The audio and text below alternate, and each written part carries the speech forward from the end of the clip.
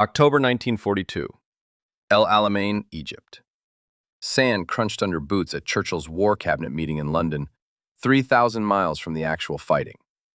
Bernard Montgomery had been in command of the 8th Army for exactly 71 days. In that time, he had done something his predecessors failed to do for 2 years. He had stopped Rommel cold at Alam Halfa. The Desert Fox threw everything he had at the British line: panzers, Stukas, his legendary flanking maneuvers. Montgomery didn't flinch, didn't retreat, didn't improvise desperate counterattacks. He simply held. But holding wasn't enough for London. The cables started arriving on September 17th. Polite at first, then urgent, then barely concealing fury. The War Cabinet wanted an offensive. They wanted it now. They wanted newspaper headlines that would make the British public forget Singapore, forget Tobruk, forget 2 years of humiliation in the desert. Montgomery read the first cable in his command caravan, a canvas-walled box that smelled of petrol and tea. His staff officer, Charles Richardson, watched him scan the paper, watched his expression remain completely unchanged. Montgomery set the cable aside and returned to his map. "Sir," Richardson ventured, "the Prime Minister seems rather insistent." Montgomery didn't look up. "The Prime Minister is not commanding this army. I am." The second cable came 3 days later, this one directly from Churchill. The language was vintage Churchill, rolling phrases about the honor of British arms, the watching eyes of the Empire, the urgent need to strike while the iron was hot. Buried in the rhetoric was a deadline: attack by September 23rd, 1 week away. Montgomery's response was 4 sentences long. He needed more tanks, more artillery shells, more time to train his divisions in night fighting. The attack would happen when he decided it was ready, not before. Churchill was furious. What happened next has been largely forgotten by popular history. But in the autumn of 1942, it represented something close to insubordination. A field commander telling the Prime Minister of Great Britain, directly and without diplomatic cushioning, to wait. The pressure wasn't just political vanity. Britain genuinely needed a victory. The Americans had entered the war 10 months earlier, but their first major action, Operation Torch, the invasion of North Africa, was scheduled for November. Roosevelt and his generals were already treating Churchill as the junior partner. Every week without a British victory shifted the balance of the alliance further toward Washington. Churchill understood this. His cabinet understood this. The newspapers, hungry for anything other than casualty lists and rationing announcements, understood this. Everyone understood this except, apparently, Bernard Law Montgomery. Or so they thought. Before we continue, subscribe. We tell stories from World War II that reveal the pressure behind the decisions, the conflicts nobody advertised, and the commanders who risked everything by saying no. Montgomery understood perfectly. He simply didn't care. "The troops have been messed about quite enough," he wrote in his diary that week. "They have been retreating and been defeated and been told they were going to attack, and then the attack was canceled. If I attack before I am ready, I will fail. If I fail, the 8th Army is finished. And if the 8th Army is finished, Britain loses Egypt." This wasn't arrogance, it was arithmetic. The British forces at El Alamein had already attempted 2 offensives that year. Both failed. The first, in July, collapsed within hours when infantry and armor couldn't coordinate their movements in the dark. The second, under Montgomery's predecessor Claude Auchinleck, ground to a halt against prepared German positions. Rommel hadn't just survived these attacks. He had used them to gauge British weaknesses. Montgomery knew something the politicians in London didn't want to hear. The 8th Army wasn't beaten because it lacked courage. It wasn't beaten because of bad luck or Rommel's genius. It was beaten because it didn't know how to attack properly. His solution was maddeningly simple and maddeningly slow. Train, rehearse, train again. Every night for 3 weeks, British infantry units practiced advancing through marked lanes and minefields. They did it in daylight first, then dusk, then pitch darkness, navigating by compass and counting paces. Artillery crews rehearsed timed barrages, not the creeping barrages of the First World War, but carefully planned concentrations designed to suppress specific German gun positions at specific moments. Tank commanders received orders unlike anything they'd seen before. They would not charge ahead of the infantry. They would not seek glorious cavalry-style breakthroughs. They would advance slowly, methodically, grinding through the German defenses like a machine. "We will hit Rommel for 6, Montgomery told his officers. Cricket terminology, very British, very confident. But we will do it my way and in my time." Back in London, the pressure intensified. Alan Brooke, chief of the Imperial General Staff, found himself in an impossible position. Brooke was Montgomery's patron. He had personally selected Monty for command when the original choice, William Gott, was killed when his plane was shot down. Brooke believed in Montgomery's methods. He understood why the army needed time. But Brooke also sat in cabinet meetings with Churchill.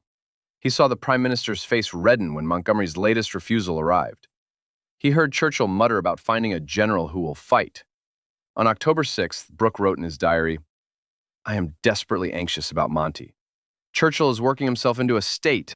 If Monty delays much longer, Winston may do something foolish." Something foolish meant relieving Montgomery of command. Churchill had already done it once that year to Auchinleck. He was entirely capable of doing it again. The critical confrontation came on October 12th. Churchill flew to Cairo. This was not a casual visit. Wartime prime ministers did not travel 4,000 miles through hostile airspace for casual visits. He came to see Montgomery personally, to look him in the eye, to understand why this general, unlike all the others, seemed constitutionally incapable of obeying orders. They met at Montgomery's headquarters, a modest building near the coast. Churchill arrived with an entourage, advisors, generals, a personal physician. Montgomery met him with only his staff. The prime minister made his case. The alliance needed visible proof of British fighting capability. The home front needed hope. The Americans needed reassurance that their new partners could actually win battles. Every day of delay was a day of strategic disadvantage. Montgomery listened. Then he walked Churchill to a map table. "Prime Minister," he said, "I will show you what I intend to do and why I need more time." What followed was not a military briefing in the traditional sense. It was a master class in controlled aggression. Montgomery walked Churchill through every phase of the coming attack: the artillery plan, the infantry assault lanes, the armor exploitation routes, the contingencies for if Rommel counterattacked here, or here, or here. But more importantly, he walked Churchill through the alternative. "If I attack now," Montgomery said, "I will lose. I estimate 5,000 to 7,000 additional casualties beyond what I project for a properly prepared offensive, perhaps more. And if I lose, I will be relieved, and another commander will come in and find the 8th Army demoralized, weakened, and facing a German force that has just tasted another victory." He paused. "Let that sink in. Give me 11 more days, Prime Minister. 11 days to finish training my divisions. 11 days to bring forward the last of my supplies. And I will give you a victory that Rommel cannot recover from." What would you have done in Churchill's place? Accept another delay from another general promising results? Or demand immediate action and risk everything on your own judgment? Churchill stared at the map for a long time. His cigar had gone out. He didn't relight it. "You are asking me to stake my government on your word," he finally said. "I am asking you to stake your government on facts," Montgomery replied. "Not on hope, not on pressure, on facts." The prime minister left that evening without giving a direct order. He didn't need to. His silence was the answer. 11 days later, on October 23rd, 1942, at 9:40 in the evening, 882 British artillery pieces opened fire simultaneously. The barrage lasted 5 hours. Rommel's forward positions disappeared in continuous explosions. German artillery, targeted by precise counter-battery fire, went silent within the first 90 minutes. When the infantry advanced through the minefield lanes, exactly as they had rehearsed for 3 weeks, they found defenders stunned, disoriented, their communications severed. By dawn, British troops held positions 3 miles inside the German defensive line. But the battle was far from over. And what happened next would test Montgomery's methods in ways even he hadn't anticipated. Rommel wasn't at El Alamein when the attack began. He was in Germany on medical leave, suffering from exhaustion and chronic digestive illness. His replacement, General Georg Stumme, died on the morning of October 24th. He had driven forward without escort to assess the situation personally. His staff car came under fire. His signals officer was shot dead beside him, and Stumme was found the next morning along the track, slumped against the vehicle, no visible wound. He was known to have severe high blood pressure. The doctors concluded he had died of a heart attack during the chaos of the opening bombardment. When Rommel finally arrived on October 25th, flying back on Hitler's personal orders, he faced a situation unlike anything in his previous desert experience. Montgomery wasn't playing by Rommel's rules. The Desert Fox had built his reputation on mobile warfare, quick thrusts, flanking movements, exploiting enemy mistakes with lightning speed. For 2 years, British commanders had tried to match him at his own game. They lost repeatedly because Rommel was simply better at improvised maneuver warfare than anyone on the Allied side. Montgomery refused to play. Instead of seeking a breakthrough and pursuing it with armor, he methodically ground forward. When Rommel counterattacked on October 27th, throwing his remaining tanks against the British penetration, Montgomery's anti-tank guns were waiting in prepared positions. The German armor recoiled with heavy losses. Rommel tried again on October 28th. Same result. His panzers couldn't break the British line because there was no line to break, just a dense web of infantry, artillery, and tanks supporting each other in depth. "The enemy is fighting a war of attrition," Rommel wrote to his wife. "He has the men and material. We do not." This was precisely Montgomery's plan. He was trading time for German blood. Every day the battle continued, Rommel's irreplaceable tanks burned. His irreplaceable fuel supplies depleted. His irreplaceable veteran crews died in their vehicles. By November 2nd, Rommel had fewer than 30 operational tanks. Montgomery had over 600. The final breakthrough came on November 4th. British armor finally poured through the shattered German line at a point called Tel el Akakir. Rommel ordered a general retreat. Then Hitler countermanded him. "Hold at all costs," the Führer commanded from his headquarters, 2,000 miles away. Rommel ignored the order. He had already lost half his infantry and nearly all his armor. Following Hitler's command meant losing everything else. The retreat that followed became a rout. British forces pursued for 1,500 miles across Libya and into Tunisia. The Africa Corps, the legendary formation that had terrified British commanders for 2 years, effectively ceased to exist as a coherent fighting force. Montgomery lost approximately 13,500 men killed, wounded, and missing at El Alamein. German and Italian losses exceeded 50,000, including 30,000 prisoners. But here's the number that matters most for this story. Montgomery's staff had estimated 20,000 British casualties if he attacked when Churchill demanded in September, before the training was complete, before the supplies were in place, before the artillery plan was finished. They estimated those additional casualties would produce, at best, another inconclusive result. At worst, another defeat. By waiting 11 days against direct political pressure, Montgomery saved approximately 6,500 soldiers from death or wounding. By insisting on proper preparation against the wishes of his prime minister, he transformed a potential stalemate into the first decisive British victory of the war. Churchill never forgot it. "Before Alamein, we never had a victory," he later wrote. "After Alamein, we never had a defeat." This was an exaggeration. There were certainly setbacks after October 1942, but it captured something true about the psychological shift. For the first time, British forces had beaten the best Germany had to offer, on ground of their choosing, with methods that worked. And they had done it because one general told his government to wait. Years later, after the war ended, Montgomery reflected on those tense weeks before the battle. "I knew I was right," he wrote in his memoirs.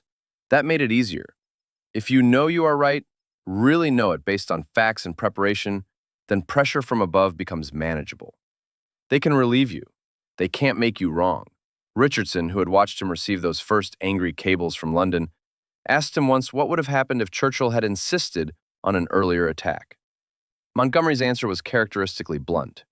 "I would have resigned my command, publicly, and explained exactly why." He meant it.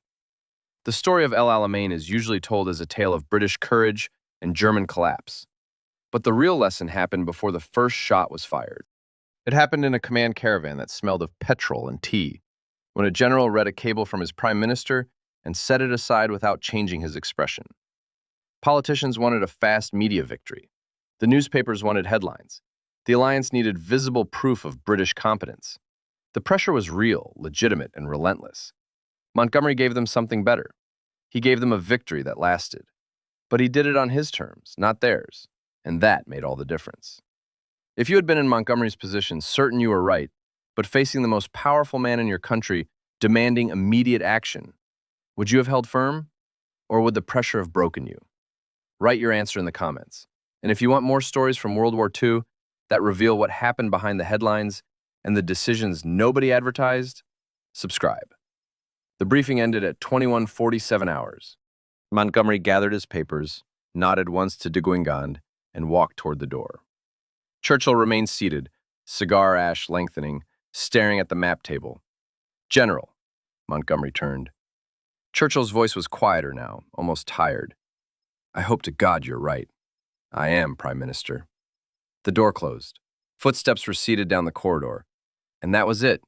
The confrontation that never made the newspapers, never appeared in the official histories, never became part of the Montgomery legend that would grow after the war. Captain Pemberton, the junior staff officer who had been taking notes in the corner, tried to explain what he had witnessed to his roommate that night. Lieutenant Ashworth was reading a letter from home when Pemberton came in. "You look like you've seen something," Ashworth said. Pemberton sat on his cot. He opened his mouth, closed it. "The meeting," he finally said. "Churchill was there. The PM? Here? What happened?" Pemberton stared at the wall. He had watched the most powerful politician in Britain demand action. He had watched a general refuse. He had watched something shift in that room, some balance of power he couldn't name. Montgomery said no. Ashworth waited for more. There wasn't more, not that Pemberton could articulate. Said no to what? To attacking early? To rushing the offensive? Well, that's good, isn't it? Means we're not getting thrown into something half-cocked. Pemberton nodded slowly. It was good. He knew it was good. But that wasn't what he was trying to explain. He was trying to explain the moment when Churchill had leaned forward, when the room had gone completely silent, when Montgomery had simply waited, not arguing, not defending, just waiting with that absolute certainty that seemed to exist outside normal human doubt. How did he do it? Pemberton said, mostly to himself. Do what? Just say no. Like it was simple. Ashworth shrugged and went back to his letter. For him, this was good news. They weren't attacking before they were ready. The mechanics of how that decision got made didn't interest him. But Pemberton lay awake that night, running the scene through his mind. The cigar smoke, Churchill's pink face, the maps with their careful annotations, and Montgomery's voice, flat and uninflected, saying, "We are not ready." 3 words, 10,000 lives. There is a particular kind of silence that falls in a room after a very powerful man has been told something he does not want to hear and has found that he cannot argue against it. It isn't the silence of defeat exactly. It is more like the silence of a machine that has run out of fuel. All the gears still engaged, all the mechanisms still in place, but nothing turning anymore because the one thing that made it move has been withdrawn. Pemberton had felt that silence settle over the room like a change in air pressure. He had watched Churchill's fingers tighten on the unlit cigar and then relax again. He had watched the Prime Minister look at the map for a very long time without really seeing it. What Pemberton could not have known, lying in his cot that night, was how close it had come. Not close in the dramatic sense that makes good history, not a coin flip moment where the outcome hung on a single word. Close in the quieter sense that the outcome had depended entirely on one man's willingness to absorb a very specific kind of pressure and not be changed by it. Political pressure, institutional pressure. The pressure that comes from being looked at by people who have the legal authority to end your career and who want, more than anything else you could give them, something that you cannot honestly provide. Pemberton had been 23 years old that evening. He had never commanded anything. He had no way to understand what it cost to stand in that room and say what Montgomery had said. He only knew that it had happened, and that the next morning, the army had not attacked. The weeks that followed were strange. The headquarters had a quality of compressed waiting about it, like a hand pressed flat on a table before it strikes. The training continued. The supply convoys rolled forward at night. The artillery officers updated their tables. The infantry units went out into the desert after dark with their compasses and their marked lanes and walked through the exercise again and again until the movements were automatic, until the sequence of actions in darkness had been reduced to something that required no thought. only practice remembered by the body. Pemberton moved through the days filing reports and routing communications and sitting in briefings where men twice his age discussed matters of arithmetic that would eventually become matters of life and death. He was junior enough to be invisible, junior enough to be forgotten in corners. This had its advantages. He had been in that room with Churchill. He had been there because someone needed to take notes and he was available. The 3 words that had been spoken in that room were available to him as a private fact, something he had witnessed that most of the men around him would never know had happened the way it happened. He thought about it often in those remaining weeks before the attack, not in a useful way, not in a way that helped him do his work, just in the way that a single image sometimes lodges in the mind and refuses to move, sitting there in the peripheral vision of the imagination, regardless of what else you are looking at. We are not ready. The attack came on October 23rd, and Pemberton was not at the front. He was at a secondary headquarters 8 miles from the line, processing the early reports as they came in. The guns began at 9:40 in the evening, and even at 8 miles the sound was not so much heard as felt, a continuous percussion in the chest, a vibration in the air that seemed to come from everywhere at once, rather than from any particular direction. The other men in the room had various reactions to this sound. Some became very quiet and still. Some talked more than usual. One officer, a major from the artillery branch who had been in the desert since 1941, simply stood at the window, looking out at the darkness in the direction of the sound for about 15 minutes, and then returned to his desk without comment. Pemberton wrote in his notebook, "The guns have started." Then he crossed it out. Then he wrote it again. The early reports were difficult to read, not because they were unclear, but because they described a reality that required constant adjustment to understand. In the first hours, the infantry had gone into the minefields. They had walked the lanes they had rehearsed. They had done in darkness with real German guns firing at them, approximately what they had done in rehearsal with markers and compass bearings and the quiet encouragement of instructors. This was not supposed to be remarkable. It was what training was for. But reading the reports coming back, Pemberton understood for the first time what training actually meant. It meant that when the thing you had practiced for arrived in its real form, you did not freeze. You did not stand still trying to remember what you were supposed to do next. Your body knew. Your hands knew. Your feet knew the distance and the pace count and the direction, and they carried you forward, whether your mind was fully present or not. That was what Montgomery had been building during those weeks of delay. Not just a logistical advantage, not just a numerical superiority, though those things mattered enormously. He had been building a particular relationship between his soldiers and the specific sequence of actions they would be required to perform in darkness under fire. He had been turning something that would otherwise be improvisation into something that was closer to reflex. Pemberton would not understand any of this in those terms until long after the war. That night, he only knew that the reports kept coming in and that the picture they painted was one of slow, terrible, grinding progress. Not the swift breakthrough that Churchill had wanted, not the glorious headline. A machine pressing forward through resistance, losing men, consuming ammunition, maintaining direction. By dawn, the reports indicated British troops 3 miles inside the German line. In the days that followed, Pemberton watched the battle from his remove of 8 miles and felt nothing he could afterward name. It was too large and too slow and too close for any emotional response that he could access. Men were dying at a rate his mind could not process, and the tactical situation changed in increments too small to feel significant. And Rommel returned from Germany and threw his panzers at the British line, and the British line held, and the arithmetic that Montgomery had described to Churchill in that quiet room began to run in the direction Montgomery had said it would run. By November 2nd, the German armor was nearly spent. On November 4th, the line broke. Pemberton filed reports about the pursuit. He was still filing reports a week later when the news came through about Rommel's retreat, about the scale of the German losses, about the prisoners taken in their tens of thousands. He sat with this information for a while and found that it did not produce the response he expected.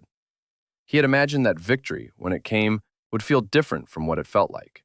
There should have been some larger sensation, some release of the thing that had been pressing on the chest since October. Instead, there was only the next report. And in the back of his mind, like a piece of music heard from another room, those 3 words: we are not ready. The second confrontation came 2 years later. By February 1945, Pemberton was a captain, and Montgomery was a field marshal, and the war had moved from the desert to the long, flat agricultural plain of northwest Europe, where the distances were measured in miles instead of hundreds of miles, and the enemy was defending his own ground, and every village had a church tower that could serve as an observation post, and every river crossing was a potential catastrophe. The situation Montgomery faced in early 1945 had a different texture from the one he had faced in 1942, but the underlying structure was identical. There was a political timeline that did not match a military timeline. There was pressure from above to move before the conditions were right. And there was Montgomery, examining the conditions, reaching a conclusion, and communicating that conclusion with the same flat, undecorated certainty that had characterized every conversation of this kind he had ever had. Operation Veritable was scheduled for February 8th. This was Montgomery's schedule, not a date imposed from above.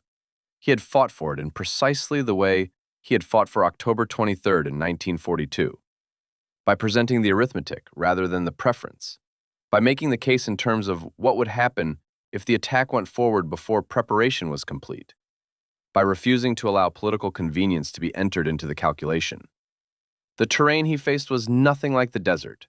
The Reichswald was a dense forest on the German-Dutch border, bounded to the north by the flooded Rhine plain and to the south by the river Maas. There were only 2 roads through it. The winter thaw had turned the ground to mud that swallowed vehicles to their axles. The Germans had had months to fortify the forest's interior.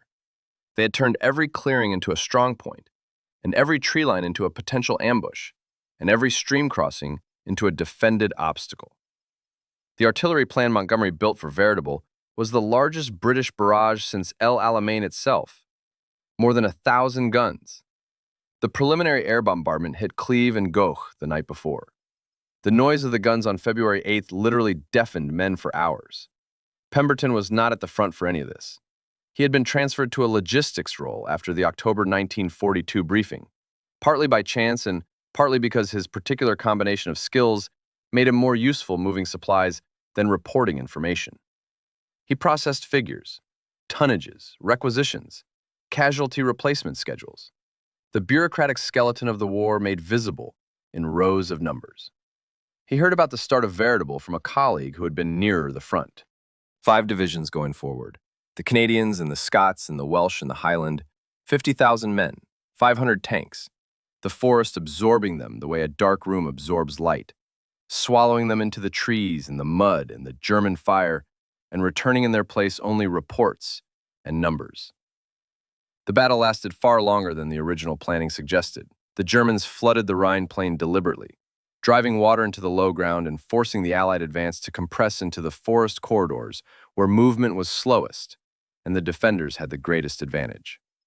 The Americans, who were supposed to advance from the south in a complementary operation called Grenade, were stopped by the same flooding and could not move for nearly 2 weeks. The British and Canadians fought alone through the Reichswald, yard by yard, clearing bunkers and tree lines and fortified farms in fighting that reminded veterans of the Western Front 30 years before. By the time the forest was cleared and the town of Goch had fallen and the advance reached the open ground beyond, the casualty figures were substantial. British and Canadian losses in the Reichswald fighting ran to more than 15,000 men. German losses across the operation were estimated between 20,000 and 70,000, with figures varying widely depending on which phase of the larger Rhineland campaign was included in the count. 16,000 German prisoners were taken. These were not the numbers of a clean victory. They were the numbers of a grinding, costly, brutal operation fought under the worst possible conditions, against an enemy defending his homeland with the particular ferocity that situation tends to produce. What they were not was the numbers that would have resulted from an attack launched before the preparation was complete. Pemberton, processing the casualty replacement schedules that his removed from the fighting, had by this point in the war developed a particular sensitivity to what those numbers meant in terms of the decisions that preceded them. Every figure in every column represented a specific choice made upstream. The choice to attack here rather than there. The choice to wait an additional day for additional artillery support. The choice to route the supply convoys along this road rather than that one. He could not calculate, and would not have tried to calculate, How many of the 15,000 British and Canadian casualties in the Reichswald might have been additional casualties if the attack had gone forward earlier, before the preparation was complete? That arithmetic was impossible. But he understood the principle of the arithmetic because he had been in the room in 1942 where Montgomery had explained it to Churchill, and he had watched the explanation take effect, and he had watched the results of that conversation play out across 3 weeks in the autumn desert. The principle was simple, and Montgomery had never varied from it across the 3 years Pemberton had spent in proximity to his command. You do not attack before you are ready, because attacking before you are ready means attacking at a disadvantage that costs men who would not otherwise need to die. The pressure to attack early always exists. The pressure comes from politicians, from allies, from the newspapers, from the general sense of urgency that war produces in everyone who is not directly responsible for the men who will die if the attack goes wrong. The pressure is real and legitimate and sometimes overwhelming, and it is always wrong. Pemberton finished his tour in Europe in late April 1945, transferred back to England with a backlog of administrative work that would take months to clear. He was in London when the news came through about the German surrender. He was in a borrowed office in Whitehall when someone knocked on the door and said it was over, and he sat for a moment with his pen in his hand, and then put the pen down and looked out the window at the street below where people were beginning to gather. He did not go outside. He sat at the desk for another 20 minutes, not working, not thinking in any directed way, just sitting. Outside the window, the noise grew. Someone had a car horn, then several car horns, then voices and what might have been singing from somewhere further down the street. 3 words, he thought. We are not ready. And then the artillery that followed, and then the infantry in their lanes, and then the pursuit across 1,500 miles of desert, and then 2 years later, the guns again in the Reichswald forest in February mud, and then the clearing of the forest and the crossing of the Rhine, and the final collapse of the German lines and the end of the thing. All of it traceable. In some line he could almost but not quite see clearly, back to a room with cigar smoke and a man who had declined to be pressured. He finally went outside. VE Day came, then VJ Day, then demobilization, transit camps, the long journey home. Pemberton arrived in Southampton on a gray November morning in 1945. His father met him at the station. They shook hands. His father wasn't a man for embracing, and walked to the car. Good to have you back, son. Good to be back. They drove through streets that seemed smaller than Pemberton remembered. Bomb damage here and there already being cleared. A new normal establishing itself. The gaps in the terraces where houses had stood. The temporary structures filling in where permanent ones had been. The city patching itself like a body closing a wound. See any action? His father asked.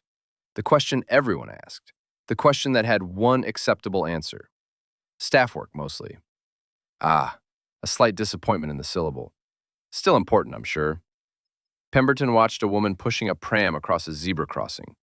He thought about telling his father what he'd seen. Not battles. He hadn't seen battles.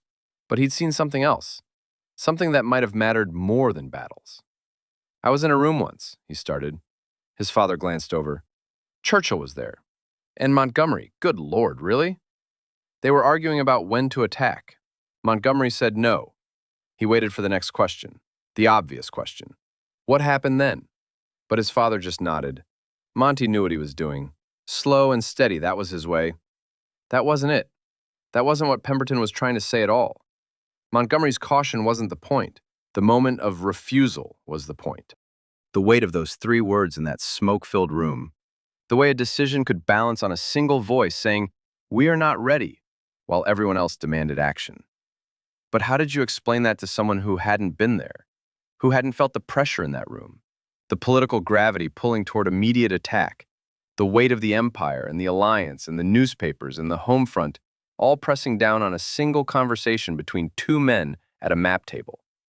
Yes, Pemberton said, slow and steady. They drove the rest of the way in comfortable silence. His mother had made shepherd's pie. His old room was exactly as he'd left it.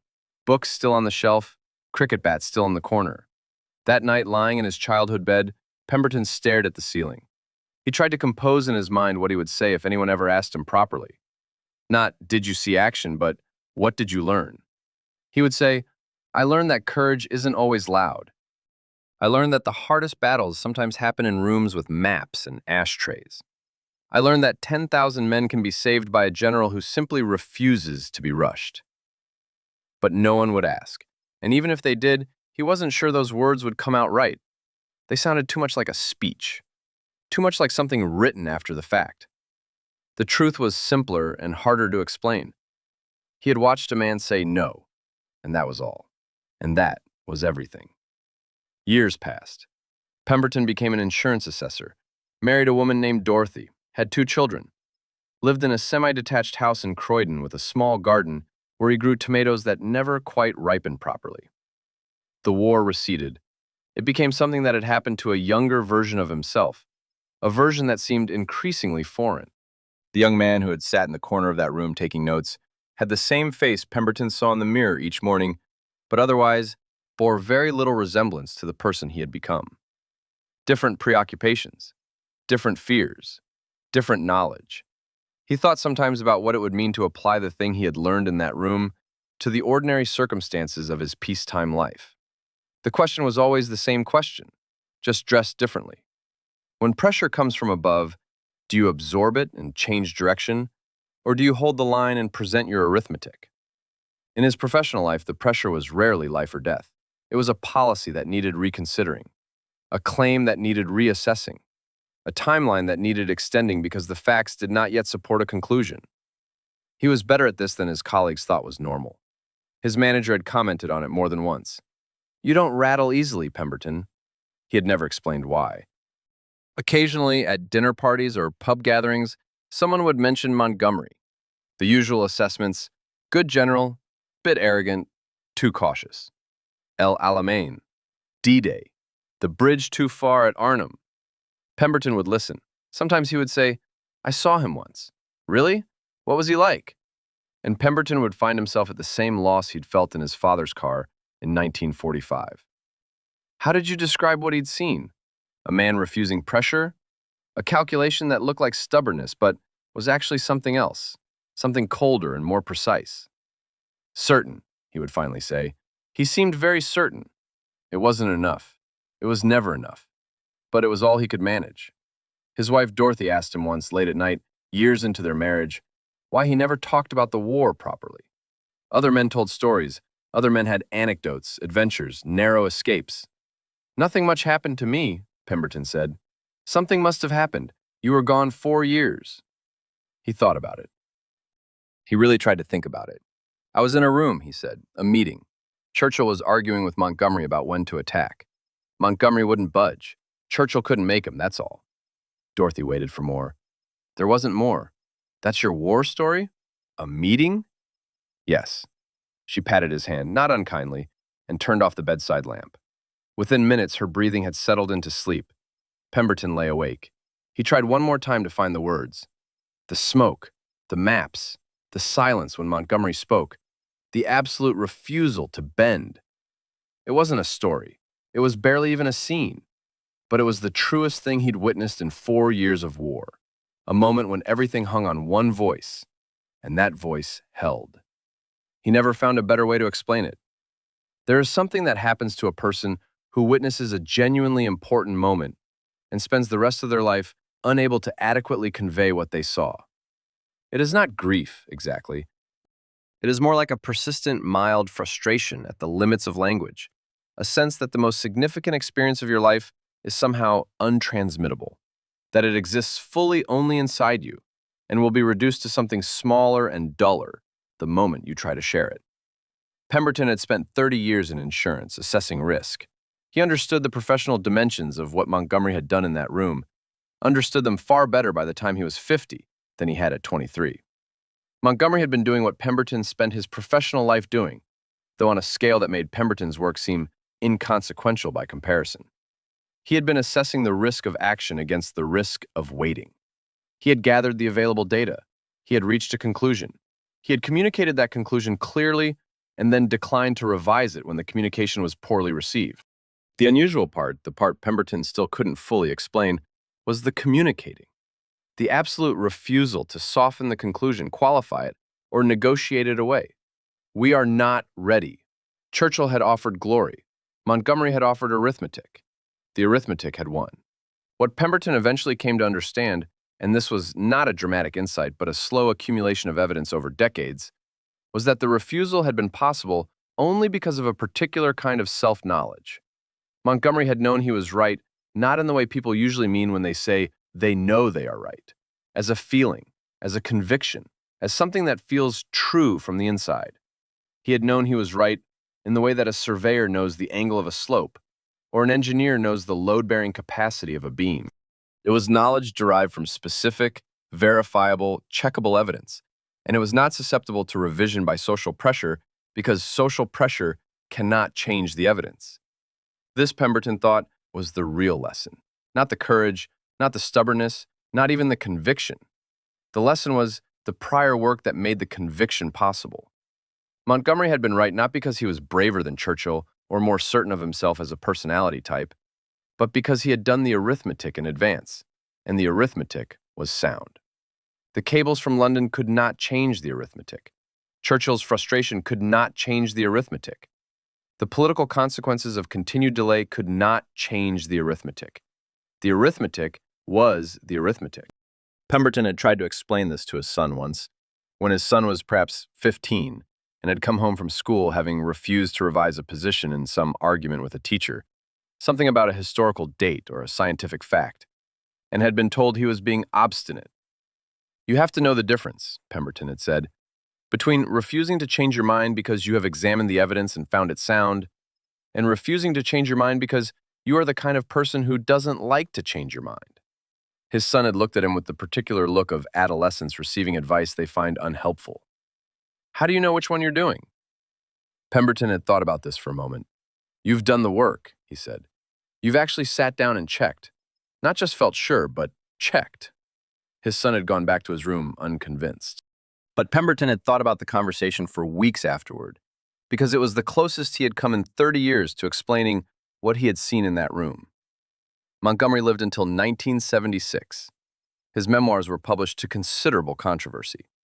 He had criticized Eisenhower, challenged conventional narratives, remained certain to the end. The certainty that had once saved 10,000 men in the desert had, in peacetime, made him difficult and at times unpleasant. The same quality served differently in different circumstances. In a headquarters in 1942, it was the most valuable thing a British general could possess. At a dinner table in 1965, it was merely exhausting. Pemberton read the obituary in the Times. 88 years old, full military honors, tributes from heads of state. Nothing about that October evening in 1942. Nothing about Churchill's visit to the headquarters. Nothing about the 3 words that might have saved 10,000 lives. The meeting had vanished into history like smoke from a long, extinguished cigar. That night, Pemberton sat in his garden, though it was too cold for sitting outside. Dorothy had gone to bed. The tomato plants were dead stalks waiting for winter to finish them. The garden was the size it had always been, bounded by the brick wall on the left and the fence on the right, with the shed in the corner where he kept the tools. Everything exactly as it had been the night before and the year before. He thought about the word ready. Montgomery had used it simply, without emphasis. We are not ready, as if readiness were a fact, like weather or mathematics. Not something to argue about, not something politicians could alter by demanding it exist before it did. Readiness was not a feeling. It was not a morale state.